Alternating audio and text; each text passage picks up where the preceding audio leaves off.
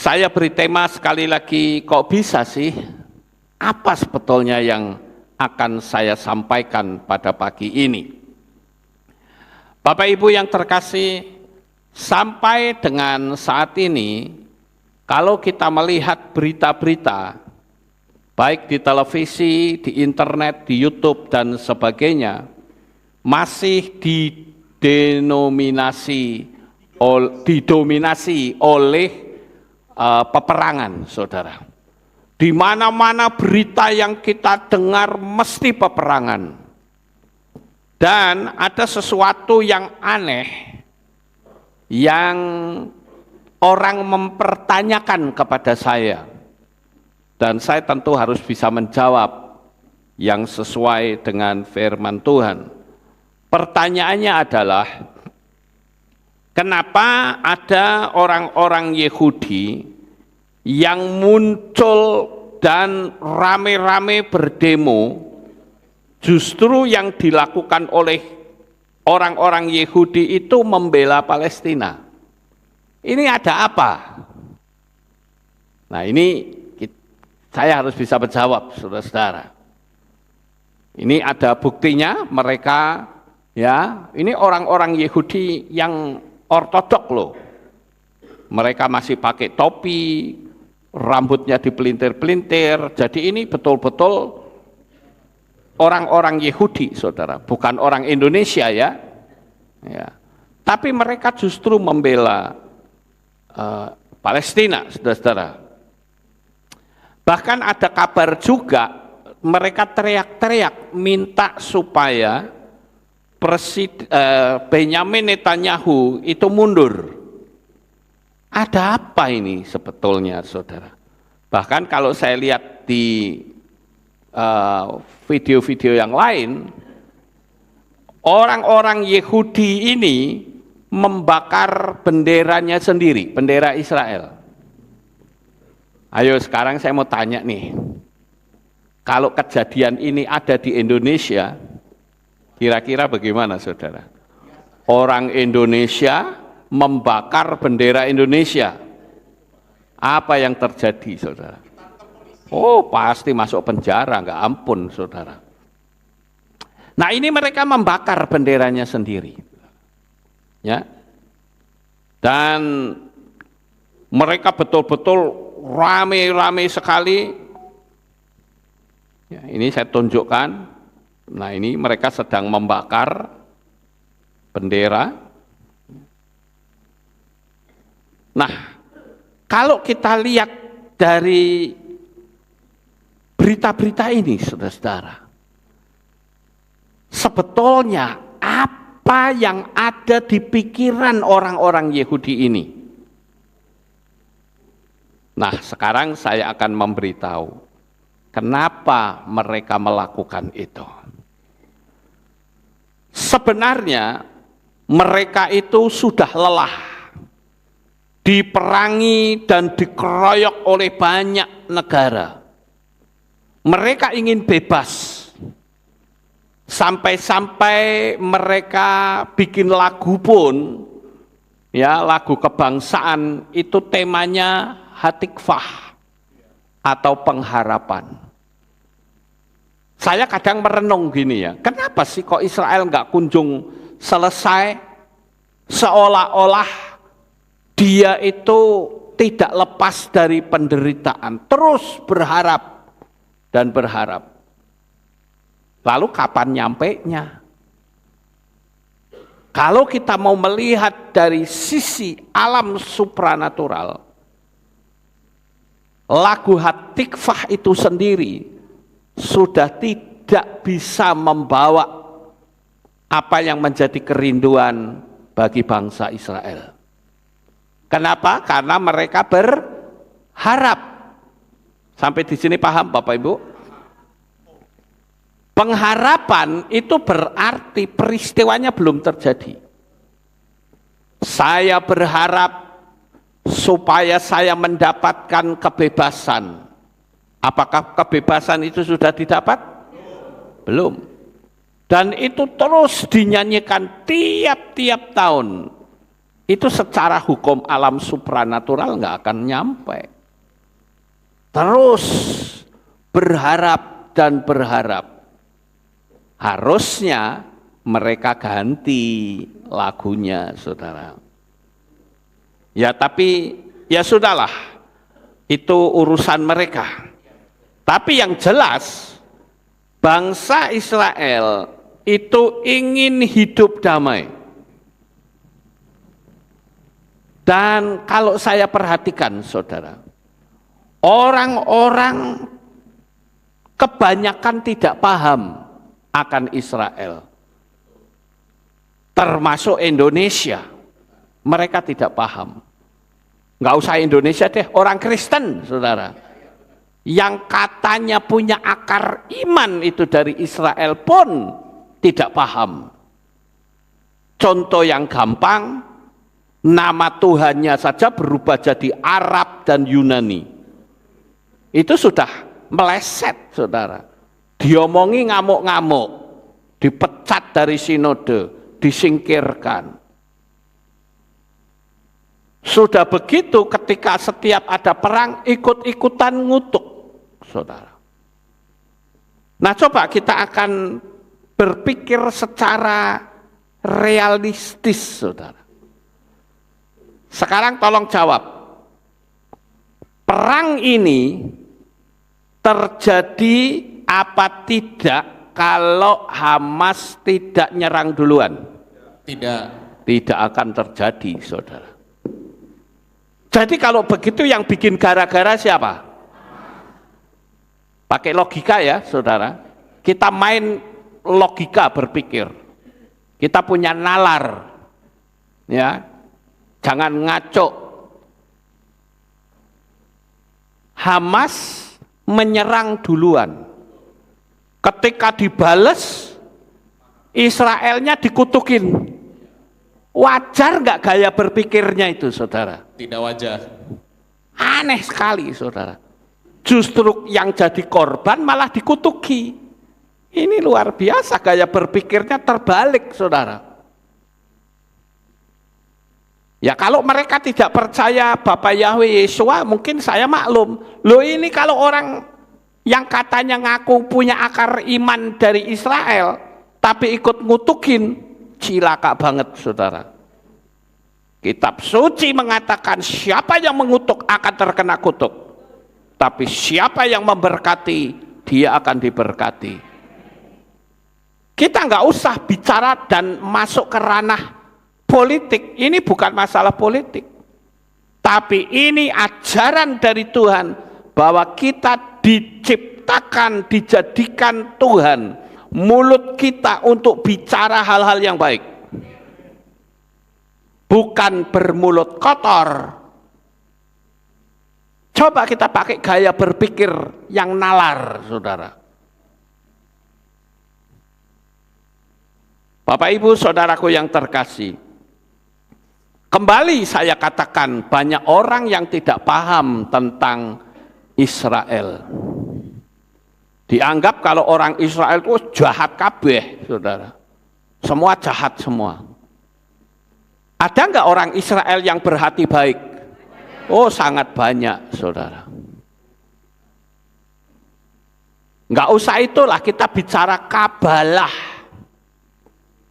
Kalau saya bicara kabalah, orang akan berkata, oh itu satanik itu. Loh Anda tahu nggak kabalah itu apa? Saya pernah pergi ke kampung kabalah yang disebut kampung Sefat. 2 kali kami ke sono. Kita belajar. Dan ternyata mereka tidak pernah satu kali pun mengagungkan setan. Bahkan mereka mengagungkan Bapak Yahweh, saudara. Walaupun mereka belum berani untuk menyebut namanya. Jadi ayolah kita mulai belajar berpikir yang baik, saudara. Makanya saya beri tema pagi ini, kok bisa sih? Kenapa kok bisa? Yang jadi korban dikutukin. Saya kasih tahu, Tuhan jadikan mulut kita bukan punya mulut kotor. yang keluarnya hanya sumpah serapah.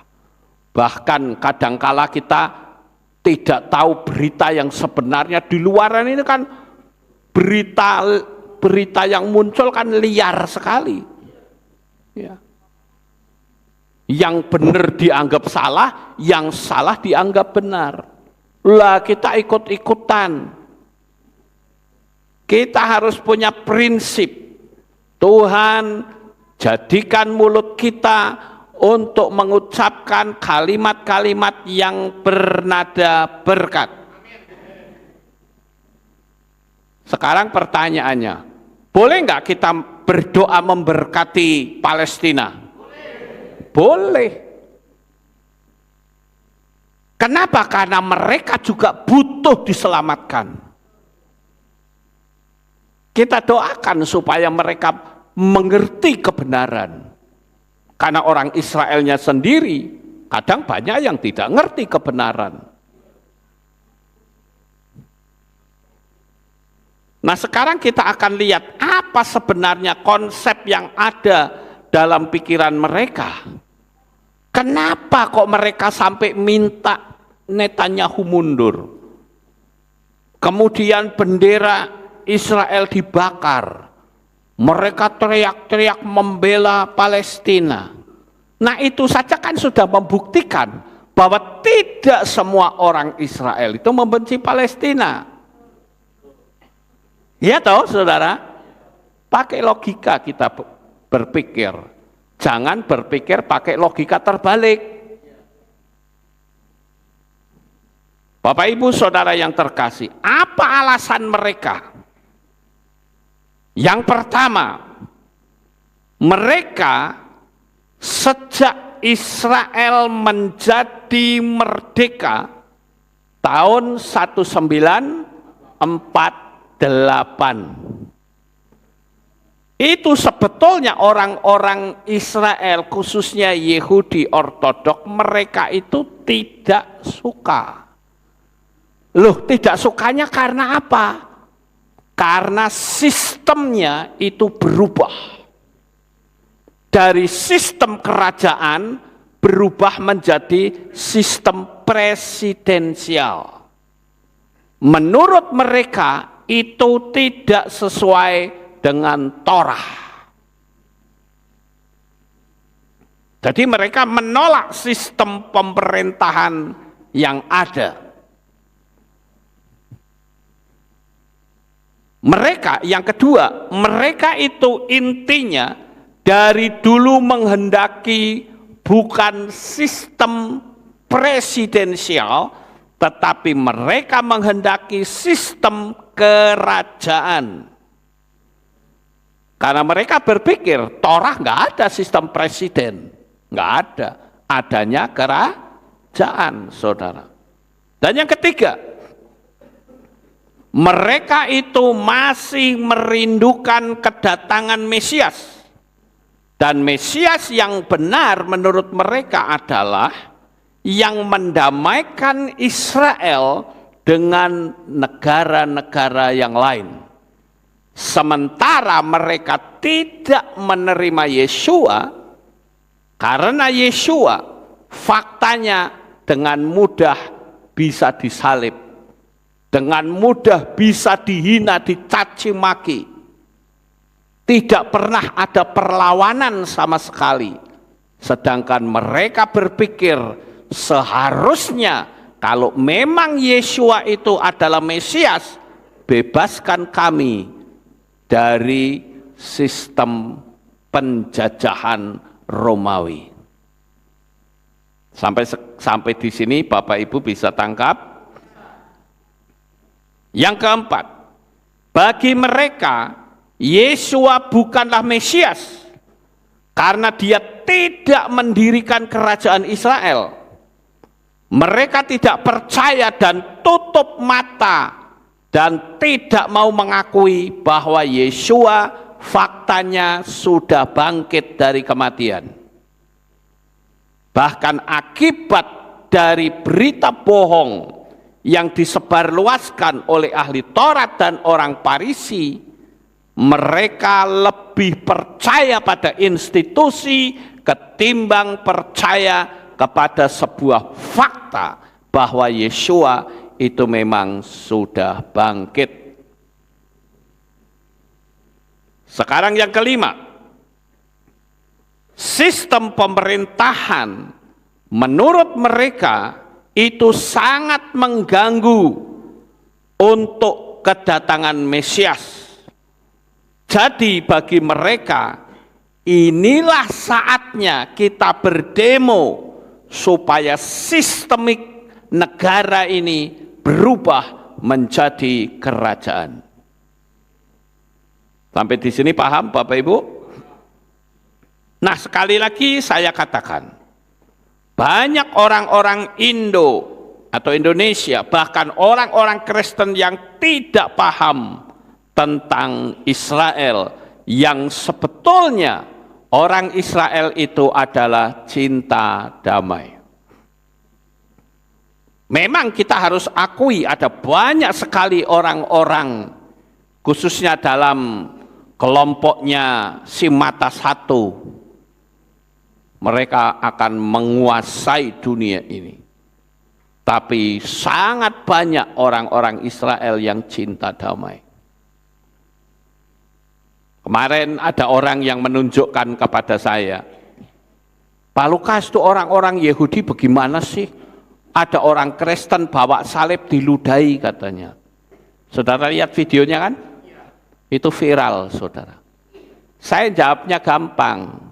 Pada masa itu adalah masa hari raya orang Yahudi. 7 hari raya. Lah mereka masih merayakan 7 hari raya kok bawa salib, saudara. Itu kan podo wae nantang. Itu kan sama saja penghinaan. Sementara orang Yahudi sendiri tidak menerima salib itu sebagai simbolnya mereka. Simbolnya mereka itu ya menorah. Ya kalau lewat-lewat aja mereka pasti akan tenang, saudara. Tapi kalau bawa salib kan kayak nantang gitu loh. Ya jangan salahkan mereka kalau mereka meludahi. Loh, mereka masih merayakan hari raya kok. Sama seperti kita waktu merayakan perayaan 7 hari raya. Kemudian ada orang yang ganggu pakai simbol-simbol lain. Apakah kita bilang, oh ya silakan, enggak apa-apa. Silakan. Ya enggak bisa begitu, saudara. Jadi kita mesti harus berpikir secara realistis. Apa sebetulnya yang sedang terjadi?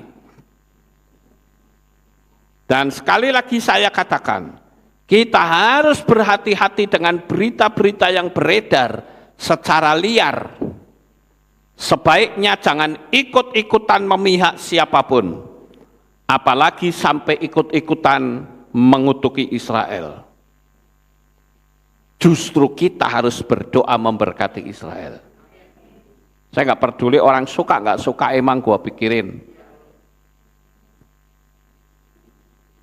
Bapak Ibu Saudara yang terkasih, sekarang saya akan kasih tahu kepada saudara, dasarnya apa? Kok saya berani mengatakan bahwa orang Israel itu sebetulnya pingin sistem negaranya itu adalah sistem kerajaan, bukan sistem presidensial. Kalau saya perhatikan dari kitab suci, maka di situ kita diberitahu kesalahpahaman orang Israel tentang Mesias itu sudah ada dari dulu.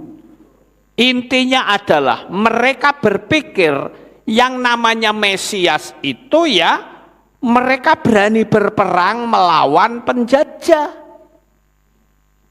Masa Mesias kok dipukulin ya diem? Masa Mesias diludahi, disalib ya diem? Mesias macam apa itu? Itu yang ada di pikiran mereka. Nah sekarang saya akan tunjukkan beberapa ayat firman Tuhan, nanti Brisco bisa baca, ya, bahwa kesalahpahaman tentang Yeshua itu sudah dimulai sejak Yesua lahir, dan itu pun dipahami oleh orang Majus sampai-sampai Herodes cemburu, dikira Yesua yang baru dilahirkan itu adalah pesaing beratnya dia. Kita baca Matius pasal 2 ayat 2. Seraya bertanya, di manakah dia, raja orang Yahudi yang telah dilahirkan itu? Karena kami telah melihat bintangnya di timur, dan kami datang untuk menyembah kepadanya. Amin. Saudara perhatikan, di manakah raja yang baru dilahirkan? Kalau bicara raja berarti bicara apa? Kerajaan. Kecuali kalau ayatnya, di manakah presiden yang baru? Enggak ada, bukan? Inilah kesalahpahaman yang awal ketika Yesua datang ke dunia ini. Dan kita tentu harus tahu bahwa Yesua datang ke dunia ini bukan mendirikan kerajaan secara fisik. Yesua datang ke dunia ini mendirikan kerajaan rohani. Yesua datang ke dunia ini bukan memporak-porandakan penjajahan, tetapi Yesua mendirikan kerajaan, memporak-porandakan sistem pemerintahan setan. Dengan apa? Dengan hukum kasih. Hebat bukan Bapak Ibu? Itu sudah salah persepsi. Apa yang dipikirkan orang-orang Yahudi pada masa itu tidak sesuai dengan apa yang dipikirkan oleh Bapa Yahweh. Nah, kita akan lihat, kalau kita lihat gambar ini saja, ini saya temukan gambar yang cukup lumayan bagus lah ya, untuk menggambarkan datangnya orang-orang Majus. Karena selama ini yang kita kenal gambarnya adalah 3 orang. Ya, nek 3 orang ya dari daerah Persia sana sampai ke Israel ya bisa dirampok di tengah jalan. Nah, untuk masalah ini ada sendiri sesinya. Silahkan lihat video-video saya yang lain. Kejanggalan di seputar kelahiran Yesua, ada materinya. Lihat aja lah. Ya, semua lengkap ada di sana. Kemudian kita lihat yang kedua, Saudara. Mereka tidak tahu kalau Yesua itu bukan mendirikan kerajaannya di dunia ini dengan cara mengkudeta pemerintahan yang ada, tetapi yang Yesua maksud adalah kerajaan Shamayim. Kita baca Yohanan 18 ayat 36. Yesua menjawab, "Kerajaanku bukan berasal dari dunia ini. Jika kerajaanku berasal dari dunia ini, para pengawalku tentu telah berjuang agar aku jangan diserahkan kepada orang-orang Yahudi. Tetapi sekarang kerajaanku bukanlah berasal dari sini." Amin. Nah, jelas bukan Bapak Ibu? Jadi Yesua itu bukan mendirikan kerajaan secara fisik. Sekarang yang jadi pertanyaan, bisa nggak Yesua lakukan ngundang malaikat-malaikat untuk mengobrak-abrik pemerintahan Romawi? Oh, terlalu mudah. Ya. Tapi bukan itu yang Yesua lakukan. Justru Yesua datang ke dunia ini untuk menyelamatkan semua manusia. Ini yang mesti kita pahami, Bapak Ibu. Tapi kalau kita tidak paham, ya tidak mungkin kita percaya kepada Yesua. Emang dia itu siapa? Nah, sekarang kita lihat yang berikutnya. Murid-murid memiliki konsep yang berbeda dengan Yesua.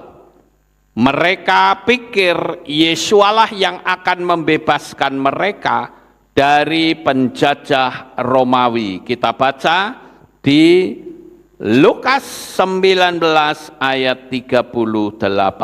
Seraya berkata, diberkatilah dia yang datang sebagai raja dalam nama Yahweh, damai sejahtera di Syamayim, dan kemuliaan di tempat yang maha tinggi. Amin. Nah, kembali lagi kalau kita baca ayat ini saja kita sudah paham bahwa konsep orang-orang Yahudi pada waktu itu sangat berbeda.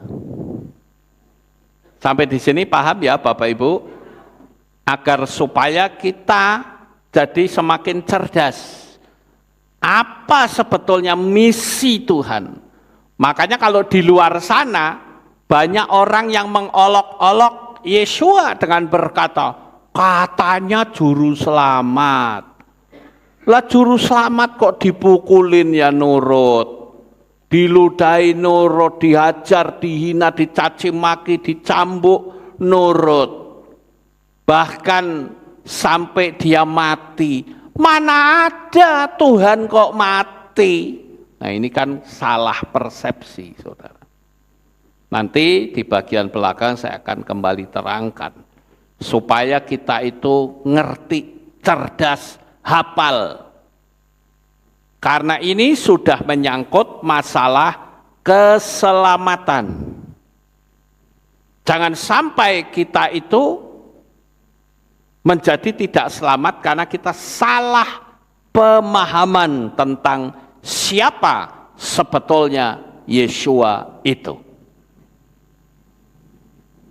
Jadi mereka orang-orang Yahudi itu berpikir harusnya ini dikalahkan.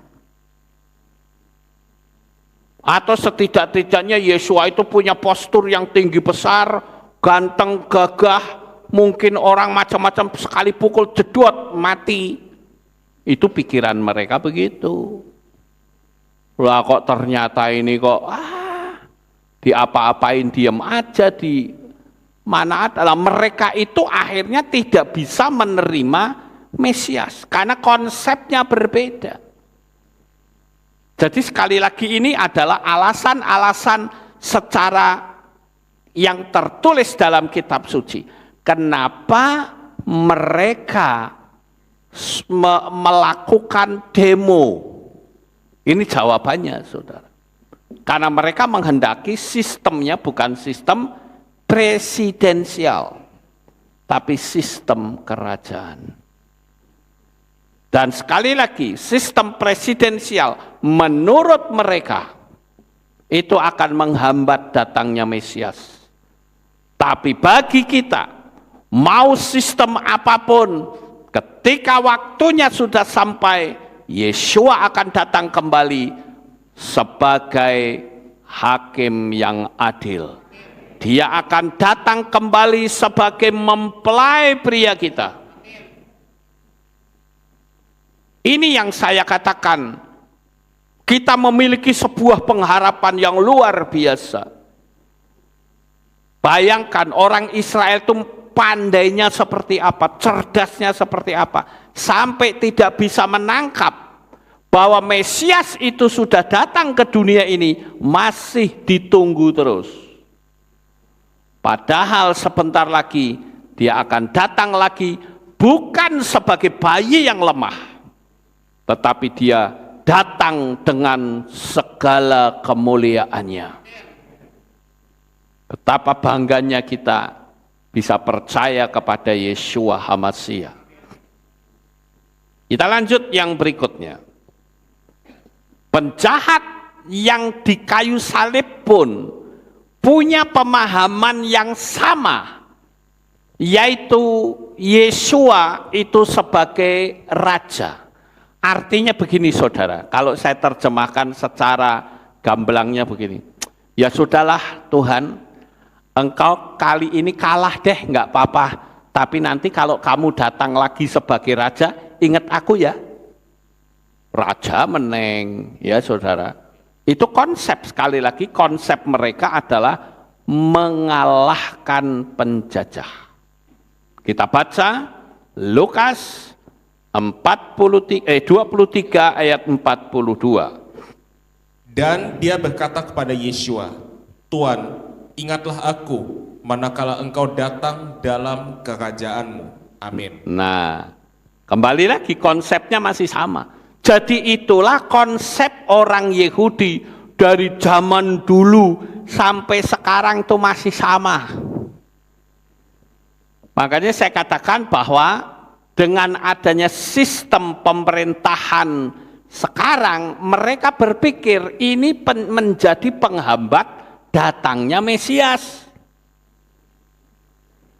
Mereka sudah kepingin segera mendirikan bait suci.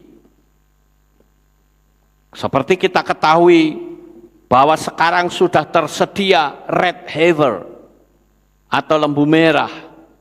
Dulu sudah ada, tapi sayang didiskualifikasi karena ekornya hitam. Mereka menemukan lagi red heifer yang lain. Ternyata didiskualifikasi lagi karena sekalipun semuanya merah, diketahui bahwa itu adalah rekayasa genetika. Nah, sekarang muncul lagi nih red heifer, dan yang kali ini betul-betul secara alamiah. Tidak ada sentuhan tangan manusia sama sekali. Tidak ada lagi rekayasa genetika, yang artinya masa kedatangan Mesias sudah sangat dekat. Karena ketika nanti dia datang, akan ada prosesi yang dipakai untuk menyucikan bait Elohim dengan lembu merah itu. Tapi saya tidak bicara di situ, saudara. Saya akan tetap fokus tentang kesalahpahaman orang Israel ini. Sekarang kita lihat yang lebih jauh. Sampai Yesua dibangkitkan, murid-murid masih belum paham. Bahkan saat mereka dalam perjalanan menuju ke Emmaus pun mereka tidak tahu. Coba kita baca Lukas 24 ayat 21. Dan dahulu kami berharap bahwa dia adalah orang yang akan segera menebus Israel, tetapi kenyataannya dengan semua ini, hari ini memasuki hari ketiga sejak apa yang telah terjadi itu. Amin. Nah, mereka nggak paham, saudara, bahwa hari itu Yesua sudah bangkit. Nah, waktu itu Yesua ikut jalan bersama murid-murid yang hatinya sedang kecewa. Aku kira dia akan memulihkan kerajaan bagi Israel. Nyatanya, ya sudahlah, ayo kita jalan ke Emmaus sajalah. Lah di situ Yesua tanya, kamu itu sedang ngomong apa sih? Jalan bareng loh, saudara. Tapi mereka bisa tidak ngerti kalau mereka berjalan bersama Yesua. Dan memang kalau kita perhatikan ayatnya, Yesua itu wajahnya sudah berbeda. Mereka berjalan bersama, tapi mereka tidak tahu bahwa mereka berjalan bersama Tuhan mereka. Barangkali saya kalau terapkan sekarang, sama juga banyak di antara kita yang tidak menyadari bahwa tiap-tiap hari, tiap-tiap waktu ada Tuhan yang selalu bersama dengan kita. Tapi kita nggak ngerti, saudara. Lalu apa bedanya dengan dua orang murid yang menuju ke Emmaus? Mereka tidak tahu. Mereka taunya apa, saudara?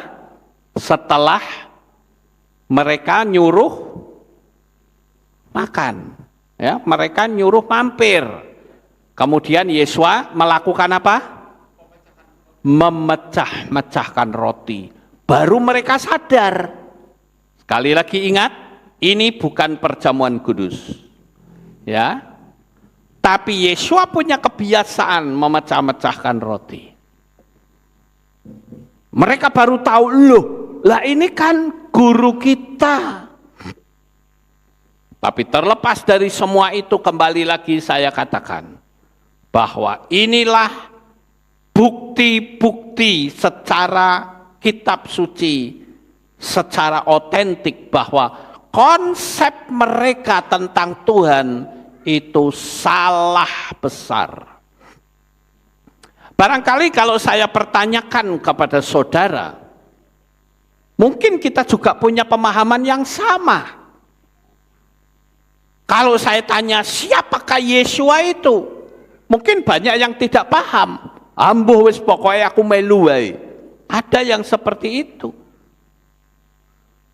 Saya banyak mendapatkan kesaksian dari orang-orang yang WA saya yang mengatakan, sekarang saya baru paham, saya baru ngerti siapakah Yesua itu.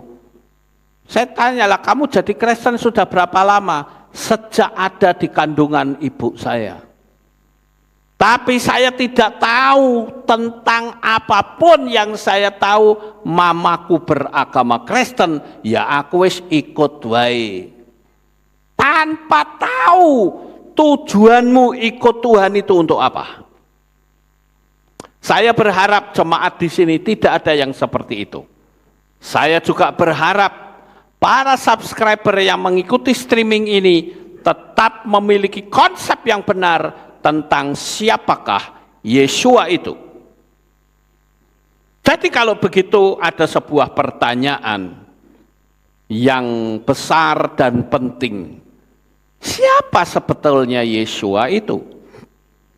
Nah, Bapak Ibu yang terkasih, saya akan jawab siapa sebetulnya Yesua itu. Dia adalah Bapa Yahweh sendiri yang menjadi manusia. Yohanan 14 ayat 9. Yohanes 14 ayat 9. Yesua berkata kepadanya, telah demikian lama aku ada bersama kamu, dan engkau belum mengenal aku, Filipus? Siapa yang melihat aku, ia telah melihat Bapa. Dan bagaimana engkau berkata, tunjukkanlah Bapa itu pada kami? Amin. Nah, ini Filipus loh, muridnya sendiri loh. Nggak ngerti siapa itu Yesua. Sehingga dia tanya, guru, tunjukkanlah Bapa itu kepadaku. Kenapa Filipus bertanya seperti itu? Karena Bapa Yahweh tidak bisa dilihat dengan mata. Makanya supaya dia bisa dilihat dengan mata, maka Bapa Yahweh itu menjadi manusia. Makanya Yesua berkata, kalau kamu melihat aku, melihat Bapa. Paham Bapak Ibu? Jadi Yesua itu siapa? Dialah Bapa Yahweh sendiri. Gampang sebetulnya.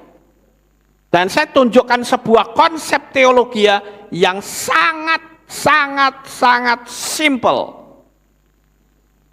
Tapi sayangnya dipelintar-pelintir dengan pola teologi bikin orang bingung, saudara. Sekarang saya tunjukkan.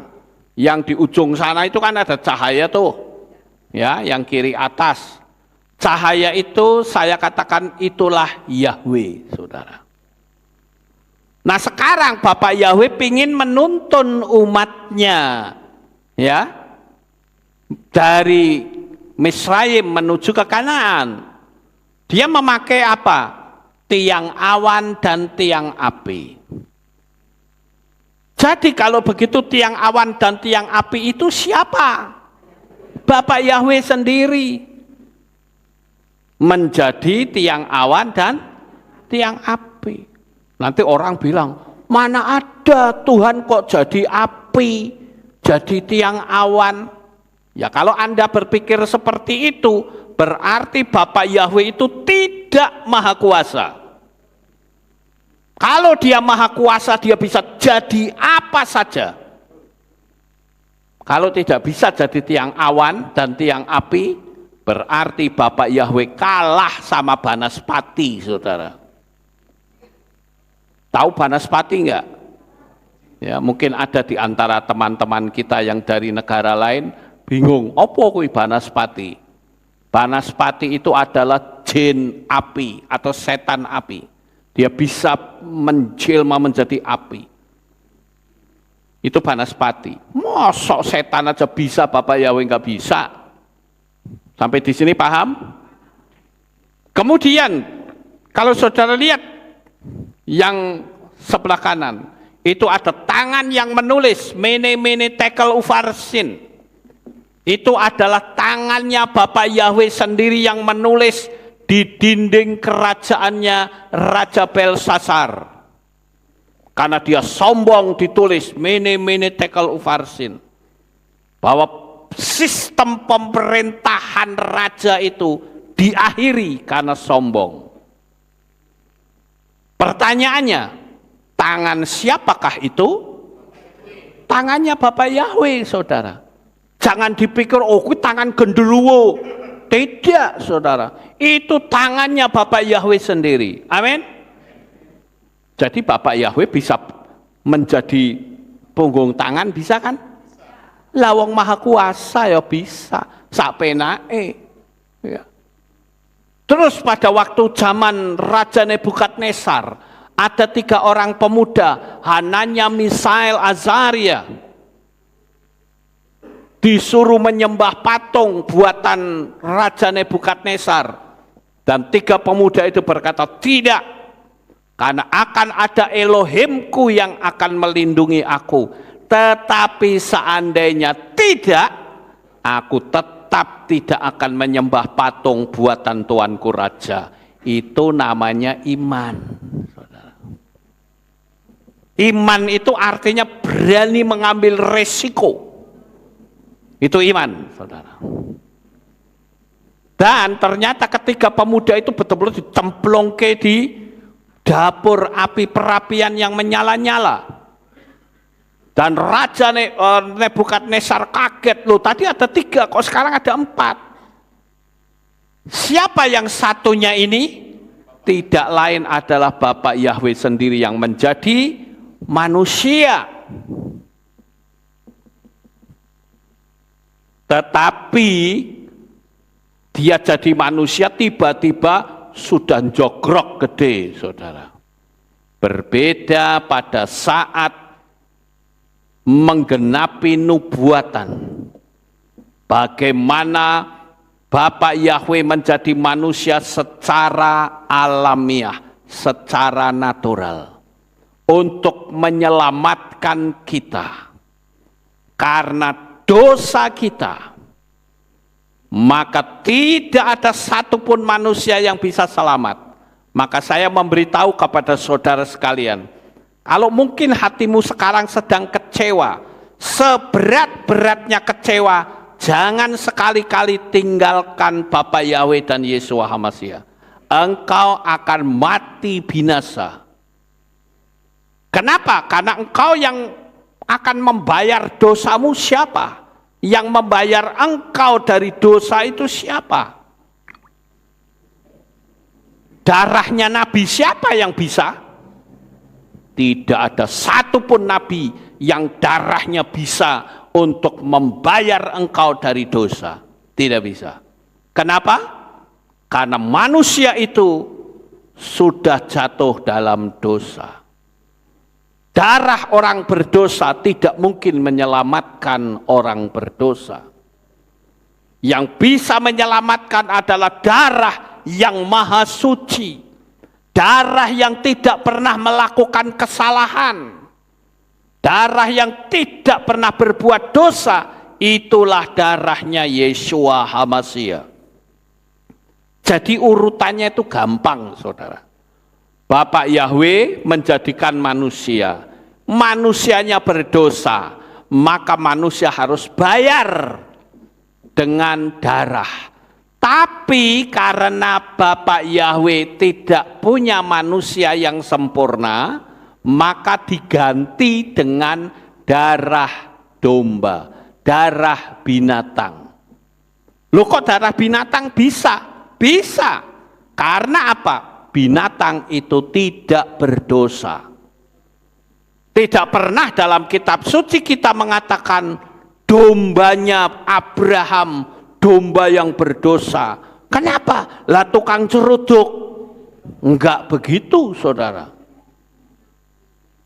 Sekalipun domba seruduk-serudukan, bahkan ada yang mati, tapi tetap tidak ada domba yang Tuhan ampuni ya, musuh saya kepalanya pecah. Enggak ada seperti itu. Itu sebabnya darah binatang itulah yang dipakai untuk membayar manusia dari dosa. Tetapi itu harus diperbaharui dari tahun ke tahun, khususnya pada saat perayaan Hari Raya Yom Kippur. Saat perayaan Yom Kippur, imam besar akan menumpangkan tangannya atas 2 domba.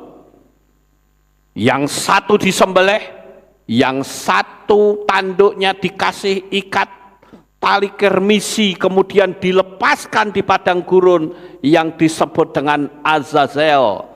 Maka ketika domba itu mati, didapati tali kermisinya menjadi putih. Maka ada ayat yang mengatakan, sekalipun dosamu merah seperti kermisi, akan menjadi putih seperti salju. Bapak Ibu yang terkasih, darah binatang akan terus diperbaharui. Sekarang bagaimana caranya agar tidak perlu lagi menggunakan darah binatang? Maka sekali lagi tuntutannya adalah harus ada manusia yang sempurna, yang berani mencurahkan darahnya untuk membayar manusia dari dosa. Sekali lagi, dunia ini tidak ada manusia yang sempurna karena dia sudah ada dalam dosa. Yang sempurna itu adalah Bapa Yahweh. Sedangkan yang harus bayar itu adalah manusia, maka tidak ada cara lain kecuali Bapa Yahweh menjadi manusia. Paham Bapak Ibu? Itu sebabnya tadi dalam ayat bacaan dia katakan, kalau kamu melihat aku Filipus, kamu melihat Bapa. Saya ambil sebuah ilustrasi. Ada orang yang berada di sebuah pedalaman. Dia sering mengakses streaming kita. Tapi namanya di pedesaan, yang bisa ditangkap hanya suaranya saja. Orang di desa terpencil itu mereka kenal siapa itu gembala jemaat Kehilat Aleph Tau. Mereka taunya Lukas Sutresno, tapi wajahnya nggak tahu, saudara. Nah, sekali waktu saya berkunjung ke sana, lalu saya cerita tentang iman dan sebagainya. Orang di situ bilang, Pak, tolong tunjukkan gembalanya Lukas Sutresno macam apa. Saya akan jawab, kamu melihat aku, kamu melihat gembalanya Aleph Tau. Paham nggak Bapak Ibu? Jadi kalau begitu, ketika Yesus berkata, kamu melihat aku sama seperti kamu melihat Bapa. Artinya Yesua itu siapa? Ya Bapa Yahweh sendiri. Kenapa orang pusing muter-muter, saudara? Bahkan ada sekarang konsep Yesua dengan Yahweh itu pribadi yang berbeda. Ya wis bukan ehad lagi dong kalau begitu. Sampai di sini paham? Nah sekarang Bapa Yahweh yang Maha Kuasa itu, dia bisa berubah wujud dalam rohnya, yaitu wujud burung merpati. Bisa? Bisa. Loh dia mau jadi apa ya terserah, saudara. Nah sekarang, kenapa orang begitu pusing, bingung, nggo karepe dhewe? Karena ini loh sebutannya, saudara. Bapa Yahweh jadi manusia, bisa disebut firman menjadi daging. Bisa? Bisa. Bapa Yahweh jadi manusia disebut Dafar Elohim. Bisa? Bapak Yahweh jadi manusia disebut anak manusia bisa? Sekarang Bapak Yahweh jadi manusia disebut putra Yahweh bisa? Bisa. Lagi Bapak Yahweh jadi manusia disebut inkarnasi sang pencipta bisa? Jadi kalau begitu saudara, apapun sebutannya tetap itu Yahweh yang jadi manusia. Paham? Tapi kalau saudara usrek di sebutannya, bingung dewe. Misalnya seperti tadi, Yahweh menjadi manusia disebut, firman menjadi daging. Lah mumet saudara, firman jadi daging. Wah diputar, mumet dewe. Ini hanya sebutan. Anda mau menyebut inkarnasi silahkan, mau nyebut anak Yahweh silahkan, mau nyebut dafar Yahweh silahkan, mau nyebut apapun, tetap yang mati di kayu salib adalah Yahweh yang menjadi manusia. Makanya ketika Yesus disalib, itu ada prasasti yang ditulis, yang orang kenal. Saya tanya, apa INRI? INRI itu bahasa Latin saudara. Yesus Nazarenus Rex Yudae Rom. Sedangkan dalam bahasa Ibraninya adalah Yeshua HaNazrit wa Melech HaYehudim. Diambil huruf depannya saja YHWH. Mana ada YHWH kok bisa dibaca Yahweh? Ya kan mulut kita yang ngomong begitu. Ya kalau mulutnya orang Israel ya bisa saudara. Iya toh? Sama seperti kalau saya bilang KPDYTH. Saudara tahu apa artinya? Kepada yang terhormat. Coba saudara tanya sama orang Amerika. Dia pasti akan tanya, what is the meaning of KPDY2H? I don't know. Paham nggak Bapak Ibu? Saya kemarin menemukan sebuah situs yang bagus. Itu arkeologi Bible. Di situ ternyata ditemukan nama Yahweh dalam huruf hieroglif Mesir. Siapa bilang Yahweh tidak bisa dibaca? Saya cuma ngomong enek cangkeme wong Indonesia reso. Tapi kena orang Israel pasti bisa. Cuman mereka tidak mau membaca. Mereka ganti jadi Adonai dan Hashem. Ini meleset. Lawang tulisannya YHWH kok munine Adonai. Adonai itu kan alef dalet nun ya yod itu Adonai. Jadi kita ini harus tahu ya, mau disebut apapun tetap saja itu Yahweh yang jadi manusia, saudara. Jadi jangan diputar-putar. Ya. Kadangkala saya bingung, saudara. Kenapa sih teologi yang simpel kayak gini kok angele? Padahal dia katanya sekolah teologi ya. Lah sekolah teologi kan akhirnya jadi mempermudah orang. Harusnya kok malah bingung. Ada Tritunggal lah. Lah nek Tritunggal apa bedanya dengan Trimurti kalau begitu? Tri itu sudah bukan ehad. Padahal konsep iman kita Yahweh ehad ushemo ehad. Yahweh satu-satunya dan namanya adalah satu-satunya. Nggak ada duanya. Dipelintir lagi. 3 pribadi, 1 hakikat.